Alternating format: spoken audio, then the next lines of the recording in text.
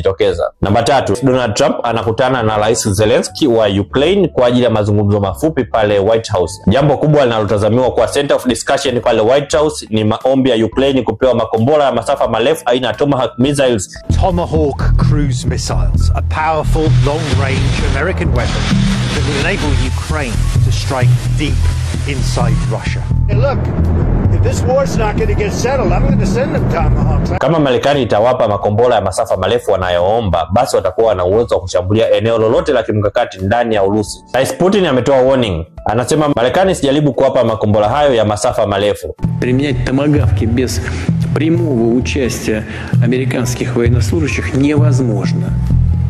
Это будет означать абсолютно новый, качественно новый этап эскалации, в том числе в отношениях между Россией и США. Kwa kuonyesha yupo serious kiasi gani na kwamba haogopi Zelensky kukutana na Trump pale White House, leo amefanya shambulizi kali sana la anga pale Ukraine kama kutuma ujumbe kwamba tunawasoma tu mnachoendelea kukifanya. Namba 4 ni habari za kusikitisha kutoka pale Kenya.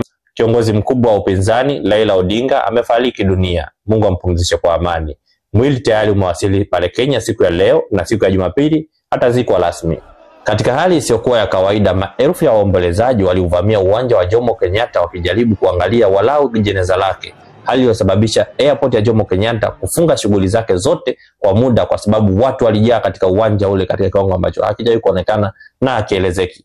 Polisi pia wametumia silaha za moto yani risasi kuweza kutawanya watu katika uwanja maalum uliokuwa umeandaliwa kwa ajili ya kumwaga Raila Odinga. Hii ni kwa sababu watu walijaa sana kana kwamba kukawa hakuna hata eneo la kupita na msafara ukashindwa kupita. Watu wakawa wanataka kuuona mwili katika namna ambayo ikawa ni kama vurugu. Polisi wakaona sasa ni wakati wa kutumia silaha za moto. Namba 5, vita si muda mrefu inaweza ikaendelea kwa kuwa Hamas wanasuasua kurudisha miili 28 ya mateka waliofariki tofauti na makubaliano ya mpango wa kusitishwa vita. Lakini Hamas wao wanasema miili hiyo inahitaji vifaa maalum kuitambua kabla ya kuirudisha na hawana vifaa maalum. Naomba nifikirie kwa sauti kidogo. Kama kauli aliyotoa waziri wa ulinzi wa Israel ndio msimamo kamili wa serikali ya Benjamin Netanyahu, manake ni kwamba hawakuwa na mpango wala nia ya kusitisha mapigano. Walichotaka ilikuwa ni kupata hostages, yani mateka, alafu warudi vitani. Tusubiri tuone jambo hili litafikia wapi. Kwa updates zaidi naomba usisahau kunifollow, kulike na kurepost video hii. Wakili Lucas Miura, mpaka wakati mwingine.